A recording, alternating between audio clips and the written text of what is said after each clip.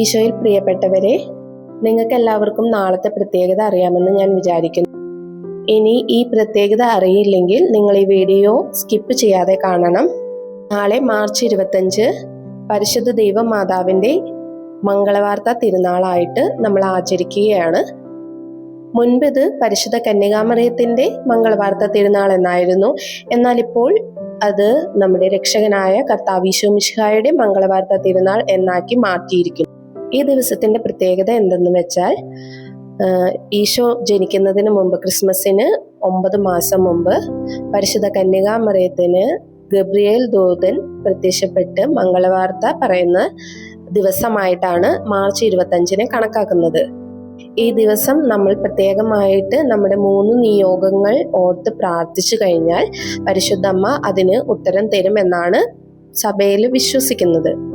യഥാർത്ഥത്തിൽ ഇത് ആരംഭിക്കുന്നത് മാർച്ച് 24 രാത്രി 11:50 മുതൽ മാർച്ച് 25 12 മണി വരെയാണ്. ഈ സമയം നമ്മൾ നമ്മുടെ ഏറ്റവും പ്രധാനപ്പെട്ട നിയോഗങ്ങൾ ഓർത്ത് മാതാവിനോട് പ്രാർത്ഥിക്കണം. അപ്പോൾ മാതാവ് നമുക്ക് അതിനുള്ള ഉത്തരം തരും. ആദ്യമായിട്ട് നമുക്ക് വിശുദ്ധ ലൂക്കായുടെ സുവിശേഷം 1-ാം അധ്യായം 26 മുതൽ 28 വരെയുള്ള വചനങ്ങൾ വായിക്കാം. അതിനുശേഷം നമ്മൾ കർത്താവിന്റെ മാലാഖ എന്ന ത്രിസന്ധ്യ ജപം ചൊല്ലണം. കർത്താവിന്റെ മാലാഖ പരിശുദ്ധ മറിയത്തോട് വചിച്ചു എന്ന് പറയുമ്പോൾ നമ്മൾ നമ്മുടെ ഒരു നിയോഗം ഓർത്തുകൊണ്ട് ഒരു നന്മ നിറഞ്ഞ മറിയം ചൊല്ലുക. പിന്നീട് ഇതാ കർത്താവിന്റെ ദാസി എന്ന ജപം ചൊല്ലുമ്പോൾ നമ്മൾ അടുത്ത നിയോഗം ഓർക്കുക, എന്നിട്ട് ഒരു നന്മ നിറഞ്ഞ മറിയം ചൊല്ലുക. മൂന്നാമതായിട്ട് വചനം മാംസമായി അവതരിച്ചു, അതിൽ 3-ാമത്തെ നമ്മുടെ നിയോഗം ഓർത്തുകൊണ്ട് നന്മ നിറഞ്ഞ മറിയം ചൊല്ലി കാഴ്ചവെക്കാം.